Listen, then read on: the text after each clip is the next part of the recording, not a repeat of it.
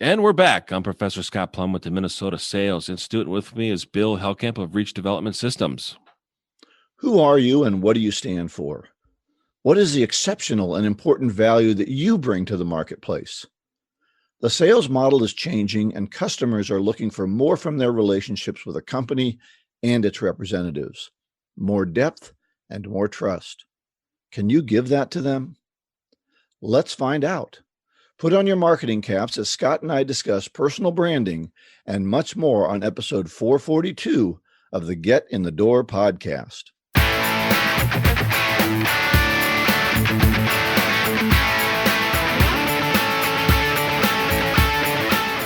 As you open that, Bill, I thought about the vice presidential debate some years ago where a candidate said, "Who am I and why am I here?" You remember James Stockdale, who said, "We don't really know." Ross Perot. He was Perot's vice president. Yeah. And, pretty much gave the election to Clinton, I think, back then, for some of our listeners that are from that generation and paying attention during the political stuff. And man, you can't miss the political stuff these days. Boy, it's in your face. I've turned it all off. Yeah, it's really sad. Well, today we're going to talk about a new book, and Bill and I are really excited about this book. This is written in the 60s. We've been talking about it for a while, Psycho-Cybernetics by Dr. Maxwell Maltz, and you can get a link to the book on the website at getinthedoorpodcast.com. And today we're going to talk about the preface. Yeah, this is a classic, though. This is a classic. It is. And it's a classic because he was one of the first to put all of these things together. Yeah, I bought the book in 1990. On February 9th, 1991 is when I bought the book. You must write in your book when you buy them. I do, yeah. And it tells me kind of when I started reading it. I'm a few chapters ahead, and I'm like, I find out this is where a lot of my stuff comes from. This is, my sales foundation, my belief system, the concepts that I've been incorporating and sharing with others. Here it is. This is the source, folks. I mean, I didn't come up with it. This is where I got it. Right. If you like some of the stuff I share. If you haven't read the preface yet, I would suggest reading it. I would suggest not reading the forewords. I had 2 forewords in my book. They were really boring. So just for your own edification, I don't know if you tried to read the forewords, but they were I don't have any forewords. I have 2 copies of the book. Oh, okay. Well, mine might be a newer copy because one of the forewords was after the millionth copy was sold. So that tells you what a big seller this is. Yeah. And it's, I think 1960 was the original copyright date, but the preface is really good. So Scott, I know you had some ideas, some notes you wanted to talk about.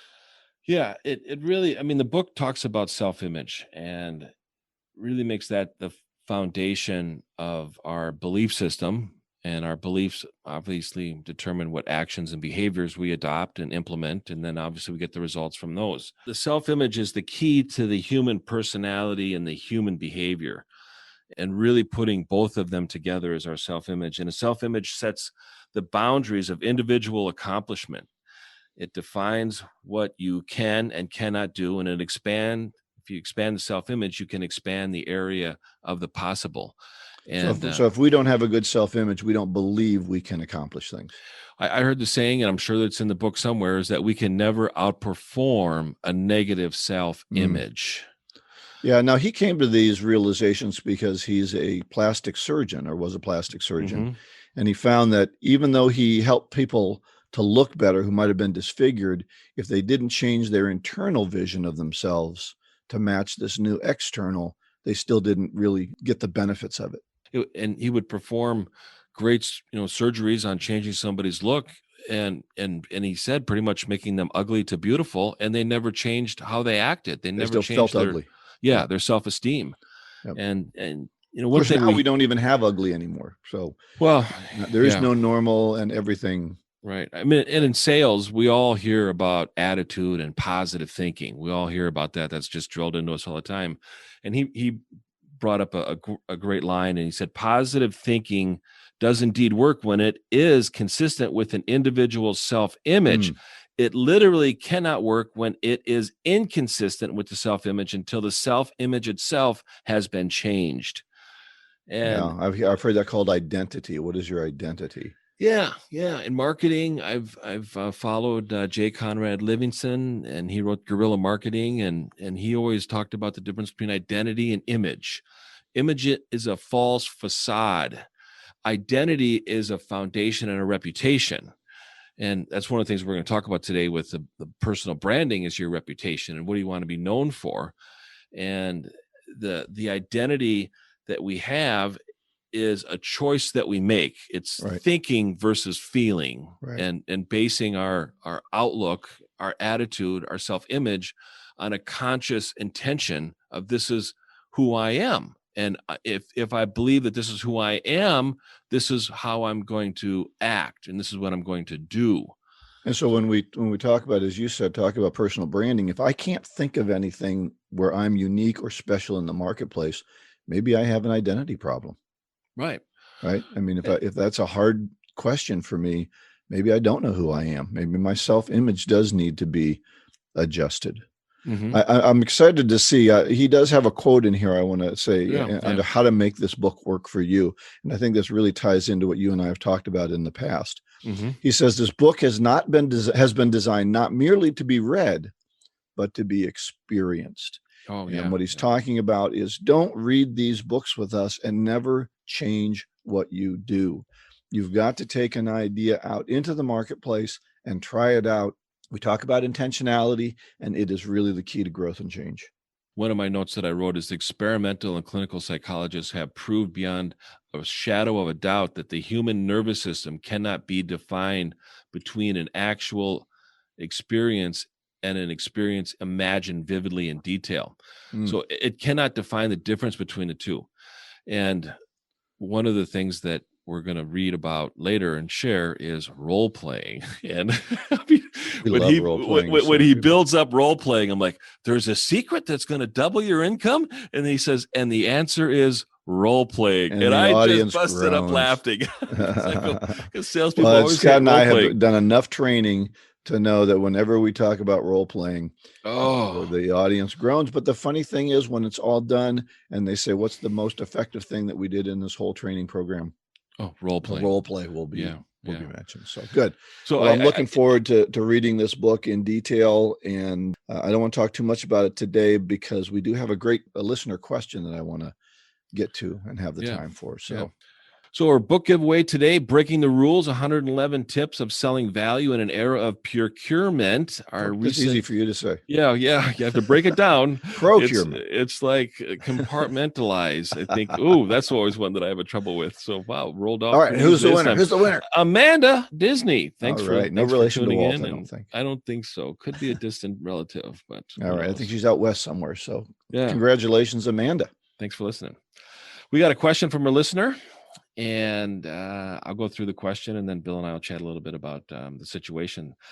So our listener says, I'm fairly new to sales and have been in manufacturing industry for over 20 years, mostly as a manager. I know my industry well and can consider myself a decent communicator and writing skills, but I have a hard time getting my thoughts across on the phone. And I've made notes in front of me and they're all well organized, but after some small talk at the beginning of the phone call, my mind just goes blank.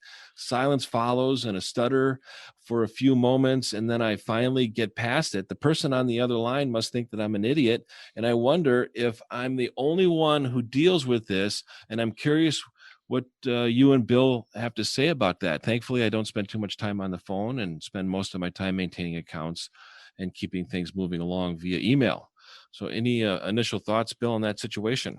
Well, I do want to preface this by saying, we're not psychologists, but sometimes psychology of the person, like in psycho-cybernetics, comes into play. The thoughts that I had, and I actually ran this by a young man that I'm coaching who has just gone through this and is doing his first, series of phone calls over sales phone calls, outreach calls. And I said, what do you think of this? And he said, well, I don't think the guy's asking enough questions. He's probably trying to talk much. And I thought that was really insightful. When you look at his first paragraph, I'm really familiar. I've been in the industry for 20 years. I know my industry well. You and I have talked in the past, Scott, about somebody who's so focused on knowing everything that they always want to be correct about everything. Right. And new salespeople like this young man that I'm talking to, he says, I don't know anything, so I got to ask questions. And I think that's one recommendation I would make for this listener and for all of us. We get on the phone, quit trying to talk so much and start asking more.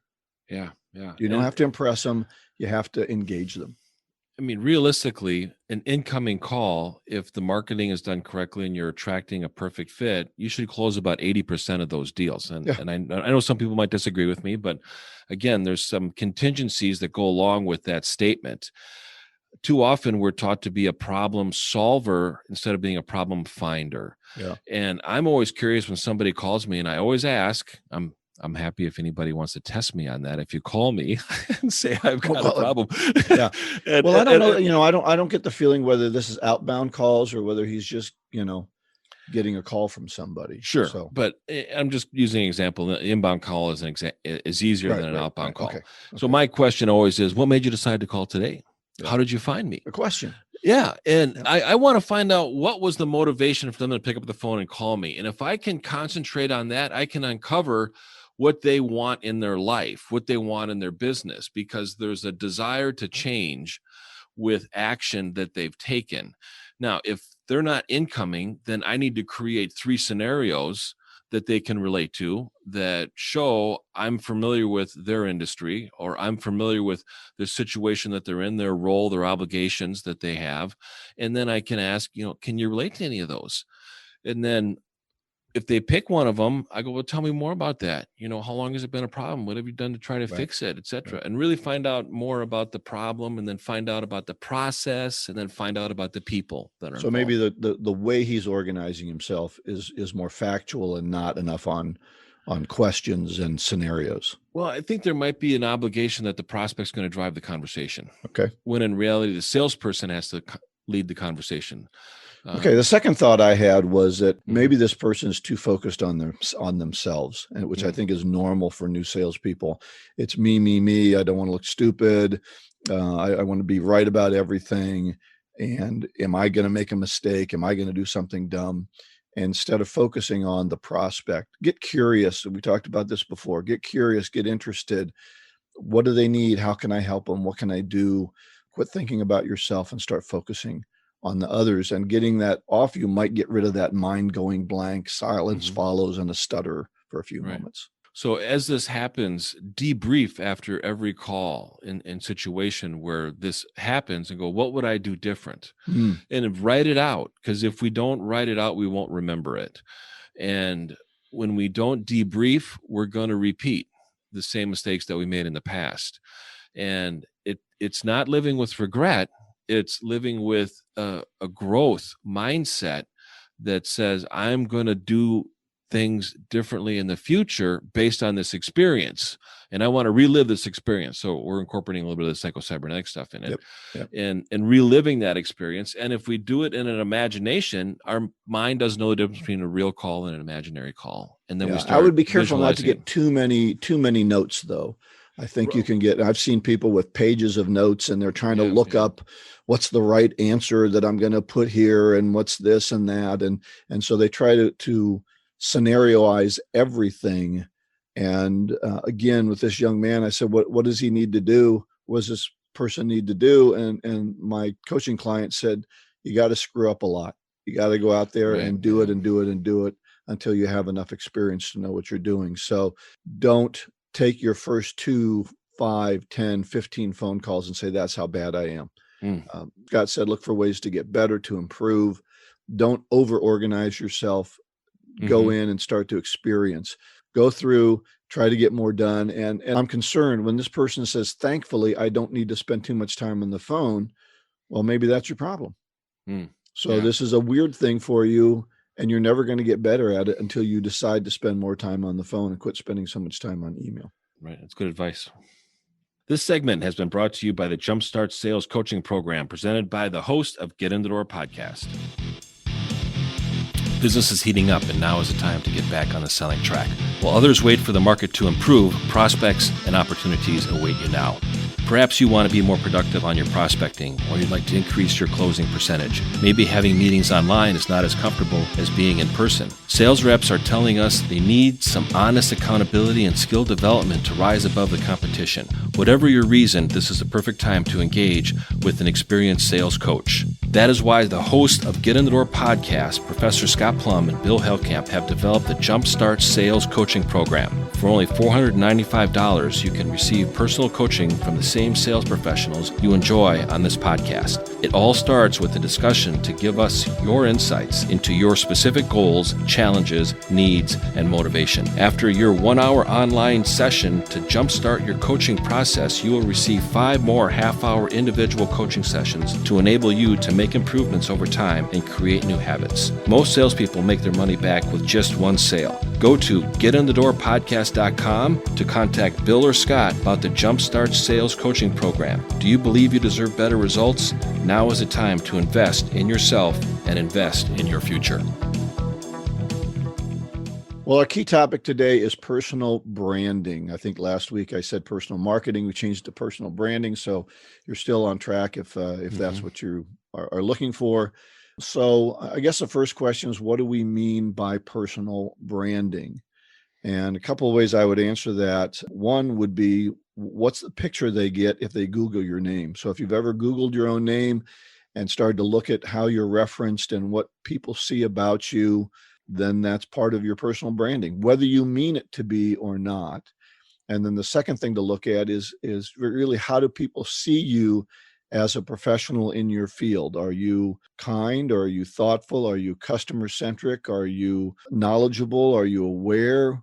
What are you as a professional? Are you a communicator? What do they think when they see you as a professional? Yeah, I think testimonials are very powerful in that situation. When somebody Googles you and maybe they find your LinkedIn page and there's recommendations on there, or they find your website and you've got testimonials on there, that adds a lot of tremendous credibility. I always, ask the question for salespeople when I start getting to know them and start working with them, and I ask them the question, how do you want people to describe you in your absence? Right. And really ask them Not to like when think they're about lying that. to you into your face. Right. Yeah. When exactly. Because they're going to say nice things. I really like that guy, and you leave. Yeah. And God, they already Right. rotten. Geez, I can't return an email or a phone call. I mean, geez, how does he expect to grow his business at all? But in your absence, behind your back, what are people saying about you? And I think a lot of people wonder about that. But here's the key point of that question is, people are going to judge you based on your actions. We judge ourselves based on our intentions. And we go, well, I really meant to do that, so I'm a good person. When other people judge us based on what we do, and they go, wow, they did that and they followed through. And, I'm one that really loves commitment. Where did you learn commitment? And then how do you demonstrate your commitment to other people? That's your reputation. Right. And that's your brand. So when we're branding ourselves, whatever we're saying online, whatever our profile is on LinkedIn, if that doesn't match how people see us in real life, they're going to challenge that. Right. I think another thing that's really important is having a referral policy. When somebody sends me business, gives me a name of somebody, I follow a certain process, and you can go to my website, mnsales.com, and type in referral policy, and you'll be able to see that referral policy. And it says pretty much that I'm going to call that person as soon as I possibly can.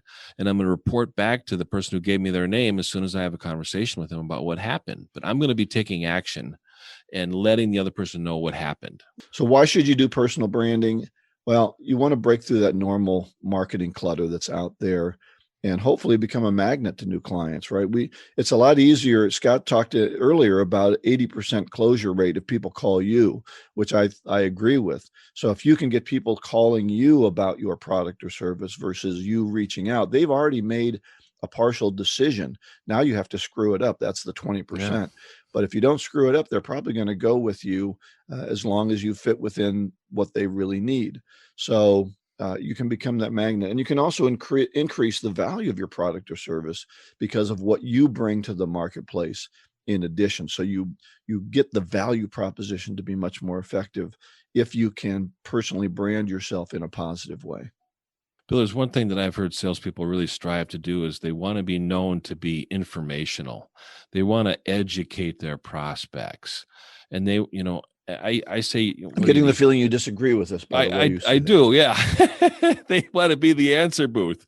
And I don't disagree with having a wide range of information about your product or service. You should, but I believe that salespeople should be influential first and then educational seconds. So educate through being influential, just not informational. Reminds me of the story of Henry Ford, I think, when he was in court and people were accusing him of being stupid.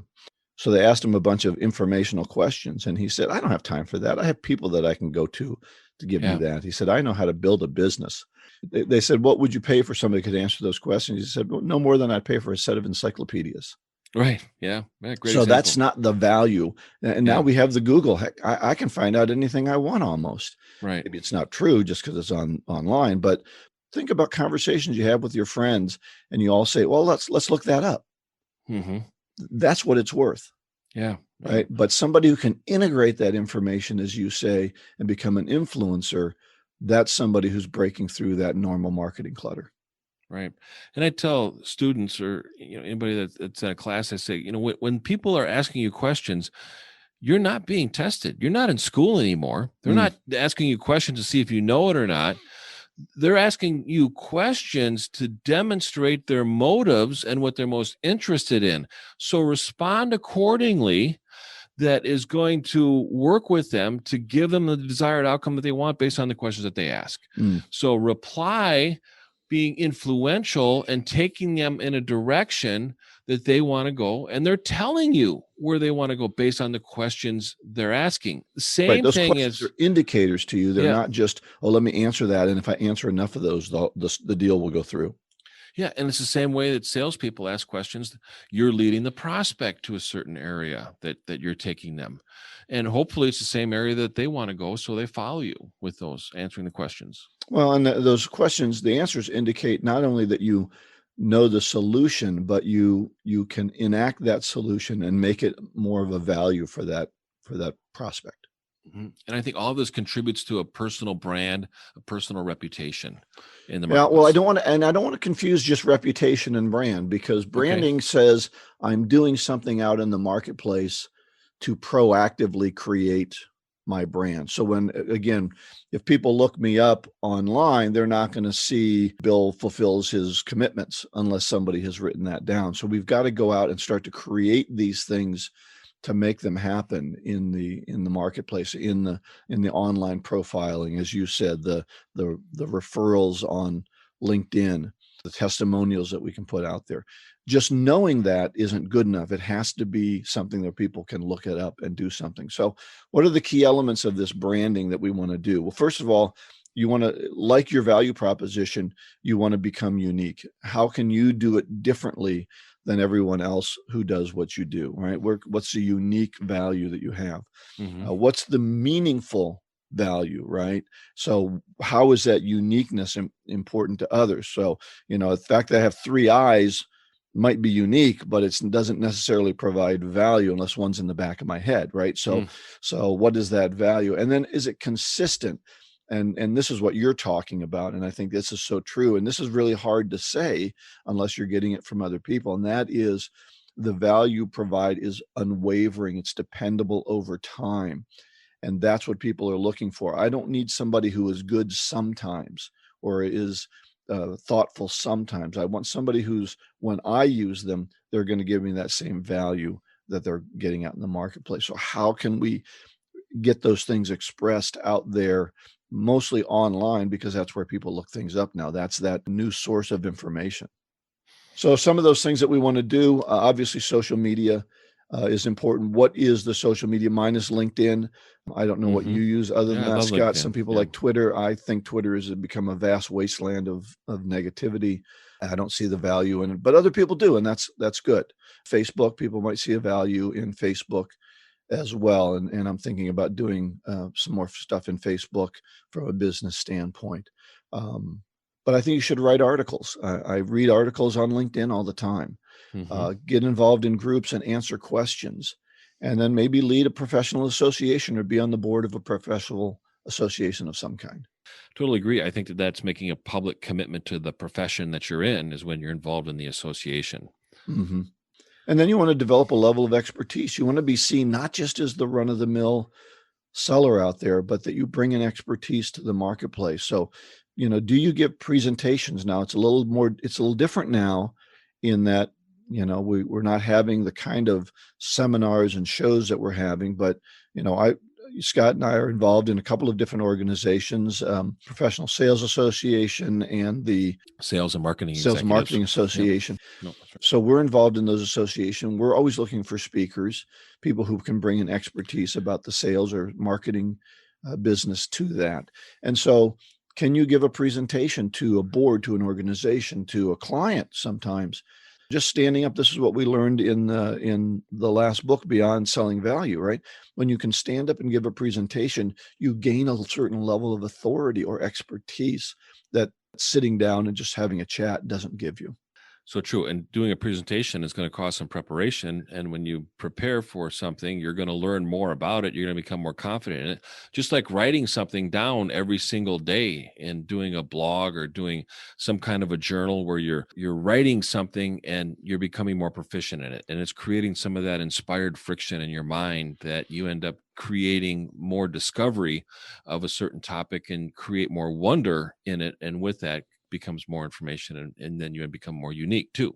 Yeah, I think that's so true. When you have to prepare something like a presentation, you do have to investigate a little bit more, and it gives you a more of a depth to your industry. Right. All good. And then finally, make sure that whatever you're doing, again, going back to something we said earlier, be unique, be meaningful, and be consistent in that message that you're getting out there. I have an article called The Power of the Personal Note. We'll link to that. It's on my website, and we'll link to that on the Get in the Door podcast page. This segment of the Get in the Door podcast is brought to you by The Art of Prospecting, Your Guide to Getting in the Door by Steve Kloida. Steve Kloida was known internationally for increasing salespeople's ability to make solid appointments with qualified prospects.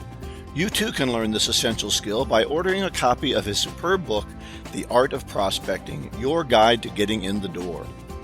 In this book, Steve shares the top strategies and tactics he has developed, implemented, and personally tested with more than 1 million sales and prospecting calls. You can get his book on the website, theprospectingexpert.com. In addition, check out his other great online resources. Instant Sales Coaching, which will guide you through 5 online success modules. A guided prospecting process entitled Call Reluctance Transformer, and the Magnetic Selling Strategies Workbook, a detailed step-by-step guide to increasing your sales. Get any of these valuable resources at theprospectingexpert.com. Our golden nugget for today: don't ask what the world needs. Ask what makes you come alive and go out and do it, because what the world needs is people who have come alive. And I think too often we're asleep.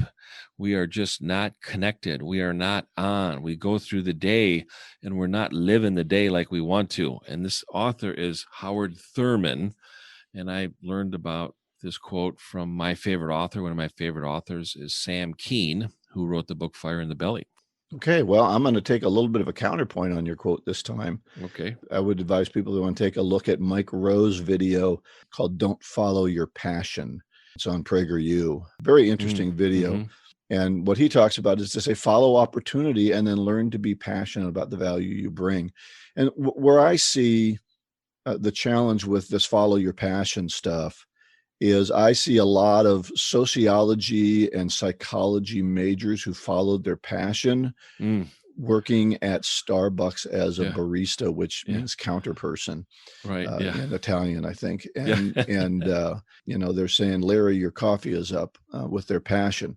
I had 3 boys who went to college. They paid $200,000 each for their college. And I said, you're not going into something that requires another 4 years of college in order to actually do it, like sociology and psychology. If you want to do something with those, now you have to spend another 4 years getting your master's or doctorate. And then it's got to have a job named after it, because you're going to get a lot more passion if you actually get paid for what you do. I think it's important to get passionate, but if you're not providing value in the marketplace, you're not going to get paid for it. So I can be passionate as I want to be, but if nobody's going to pay me for it, I'm in real trouble. And if I could add on to that, I really believe that following opportunity is different than creating possibilities. I think sometimes we go to college to create possibilities. And in chasing the possibilities that we create, we miss the opportunities that come our way. And it's important to pursue the opportunities, like Mike Rowe was saying in the video, and to be able to come alive when you find the opportunities that you feel called to chase. And when you focus on opportunities, it seems like you never get tired. It's like an endless well. You have constant energy, you have a constant quest to learn more, and you're really chasing an opportunity versus creating a possibility and never ever creating a life. And that's something that happens a lot when people go through college. All right. Choose that. So you can find out and get all the links to this at getinthedoorpodcast.com. We have the show notes. You can sign up. We have a couple of books left, I think, for our book giveaway, at least one more for our book giveaway. So get in for the last chance. We're just about out of those books. So getinthedoorpodcast.com.